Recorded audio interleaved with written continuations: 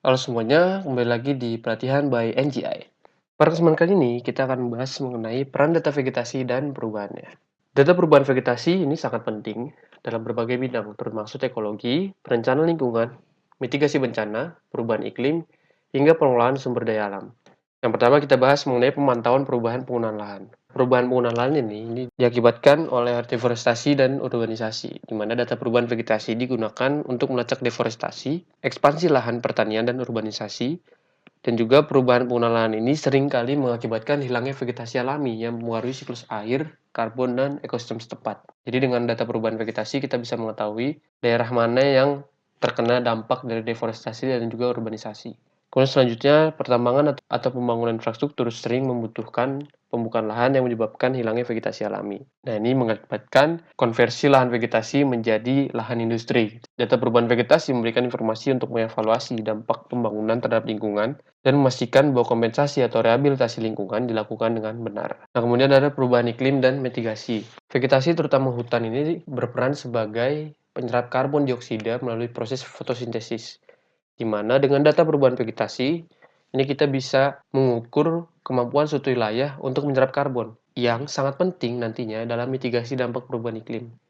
Hilangnya vegetasi, terutama deforestasi, ini menyebabkan peningkatan emisi gas rumah kaca karena karbon yang tersimpan di pohon dilepaskan kembali ke atmosfer. Kemudian, adaptasi terhadap perubahan iklim, di mana data perubahan vegetasi ini juga membantu memahami bagaimana iklim yang berubah mempengaruhi ekosistem di berbagai wilayah.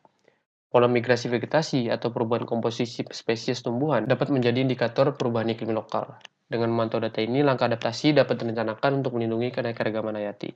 Nah, kemudian data perubahan vegetasi digunakan untuk perencanaan dan pengelolaan sumber daya alam. Data perubahan vegetasi ini digunakan dan dibutuhkan dalam perencanaan dan pengelolaan hutan serta lahan pertanian. Dengan mengetahui tren perubahan vegetasi, pemerintah dan pengelola lahan dapat menerapkan praktik yang lebih berkelanjutan, seperti rotasi tanaman, pengelolaan hutan, dan reforestasi. Kemudian selanjutnya dalam perencanaan tata ruang, data vegetasi ini dapat digunakan untuk menentukan area mana yang cocok untuk pertanian, pembangunan, atau dibiarkan saja nih sebagai kawasan konservasi. Karena nantinya data ini dapat membantu untuk menghindari pembangunan yang merusak area penting untuk konservasi atau area dengan fungsi ekologis seperti menahan banjir dan penyimpan karbon. Kemudian selanjutnya konservasi keanekaragaman hayati. Data perubahan vegetasi dapat mengidentifikasi hotspot keanekaragaman hayati. Jadi wilayah dengan vegetasi yang stabil dan sehat seringkali menjadi habitat bagi berbagai spesies tumbuhan dan hewan. Jadi semakin sehat area vegetasi yang ditemukan, nah ini semakin banyak juga, ataupun kita bisa mengidentifikasi hotspot tempat berkumpulnya dari flora dan fauna yang membutuhkan perlindungan. Dan selanjutnya, kita dapat mengelola habitat spesies terancam. Jadi perubahan vegetasi ini seringkali menjadi ancaman langsung ya terhadap habitat spesies yang terancam punah. Dan sering juga nih, karena perubahan vegetasi, ada juga spesies yang punah. Nah, dengan memantau perubahan vegetasi, habitat-habitat kritis dapat dilindungi atau dipulihkan untuk mendukung spesies yang terancam. Jadi nantinya bisa dilakukan perencanaan perlindungan bagi spesies terancam punah, baik secara in situ maupun ex situ. Nah, kemudian ada manajemen risiko bencana. Yang pertama, kebakaran hutan. Kebakaran hutan ini seringkali menyebabkan perubahan drastis pada area vegetasi, sehingga data vegetasi ataupun perubahan vegetasi ini digunakan untuk memantau area yang rawan kebakaran, serta memprediksi dan merespon bencana kebakaran dengan lebih cepat dan tepat. Dan nantinya bisa digunakan sebagai data mitigasi. Kemudian selanjutnya ada mitigasi erosi dan banjir. Nah, vegetasi ini berperan penting dalam mengurangi risiko erosi dan banjir dengan menstabilkan tanah dan mengontrol aliran air permukiman.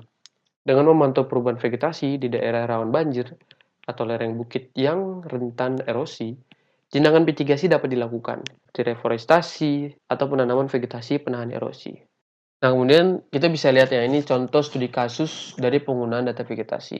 Ini terdapat di sebuah penelitian di mana judulnya adalah pemanfaatan citra Landsat 8 dalam mengidentifikasi nilai indeks kerapatan vegetasi tahun 2013 dan 2019 dengan area studi Kota Bandar Lampung. Nanti kita bisa lihat hasil dari penelitian ini nantinya dapat dijadikan acuan untuk peningkatan area vegetasi dan perbaikan ruang terbuka hijau di Kota Bandar Lampung. Jadi bukan sekedar mendapatkan datanya, namun datanya nanti akan digunakan untuk perbaikan ruang terbuka hijau dan juga peningkatan area vegetasi.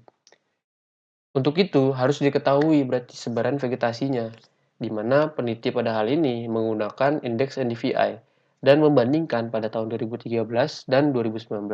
Berdasarkan penelitian, ini hasilnya didapatkan bahwa terjadi perubahan yang cukup signifikan Untuk klasifikasi, vegetasi yang tidak rapat mengalami peningkatan 13,11%, non-vegetasi ini meningkat 13,4%. Non-vegetasi ini berarti seperti bangunan, infrastruktur, seperti itu ya.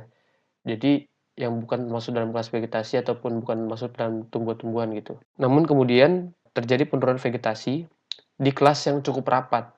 Ini kan ada terdapat beberapa kelas yang rapat, cukup rapat, tidak rapat. Nah, yang cukup rapat ini menurun 5,45%. Dengan selisih perubahan ini 954 hektar. Dan kemudian lebih parah lagi di vegetasi dengan kelas rapat ini juga mengalami penurunan yang cukup signifikan sebesar 21,02%. Nah, ini bisa kita lihat selisih luasnya 3.682 berkurang gitu ya. Jadi dari sini kita bisa mengetahui gitu daerah perubahannya seperti apa, sehingga nantinya apa yang diperlukan untuk menanggulangannya begitu. Nah, ini karena daerah rapatnya cukup berkurang, jadi nanti bisa ditambahkan area vegetasi yang lebih rapat lagi gitu. Kemudian cukup rapat dan juga nantinya mungkin daerah non vegetasinya bisa dikurangi lagi kalau ingin melakukan peningkatan area vegetasi dan juga perbaikan ruang terbuka hijau. Nah, ini dari peta saja sebenarnya kita bisa lihat ya. Tahun 2013 ini masih banyak dari warnanya atau visualisasinya. Nah, tahun 2019 ini sangat berkurang gitu. Nah, nantinya kita akan belajar juga mengenai praktek dari perubahan area vegetasi ini. Nah, sekian mungkin yang dapat saya sampaikan mengenai peran data vegetasi dan perubahannya. Terima kasih.